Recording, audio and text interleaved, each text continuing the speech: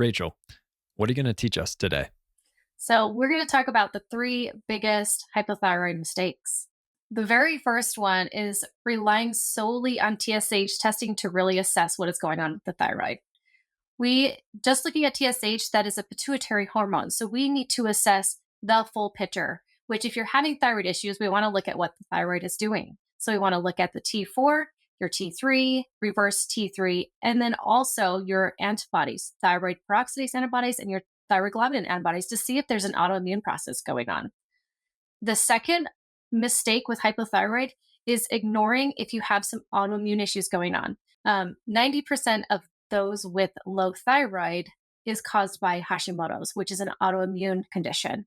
So if we only assess thyroid hormone replacement and we're not addressing that immune system, we could be missing a big trigger for the symptoms that you are dealing with.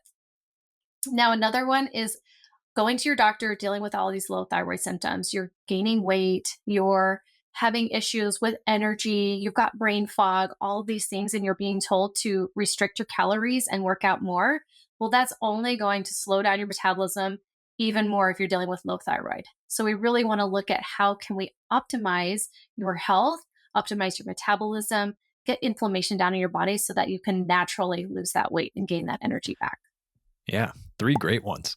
If I go back to the lab testing and the TSH, you already mentioned there's additional markers, there's a full panel to get. And in the longer conversation you and I just had, which will be the next episode that airs on this podcast, we go into all that in more detail and you offer the listeners your thyroid lab panel guide that's linked via your Instagram bio. So we'll link to that in the show notes. So if anyone listening wants more details on a full thyroid lab panel, you can click that link and download the guide. Now, if I go to the second point, the autoimmunity, is there ever a case where someone is dealing with an overreactive immune system, but it hasn't flipped into autoimmunity yet?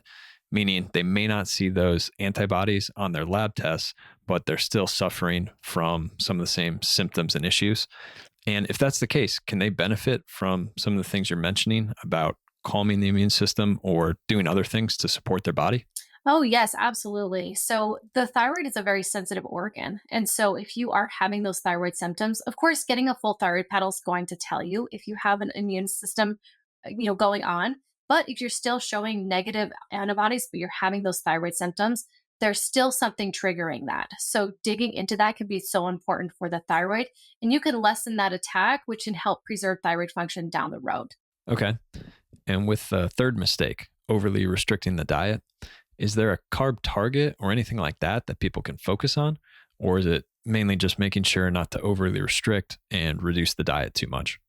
Yeah, restricting too much, again, under 100 grams is a big one. But I do testing with my clients that helps us know where their body is sitting in the metabolic state that they're sitting in, which helps kind of guide how much carbs they should be taking, how much protein, and how much fats they should be taking in.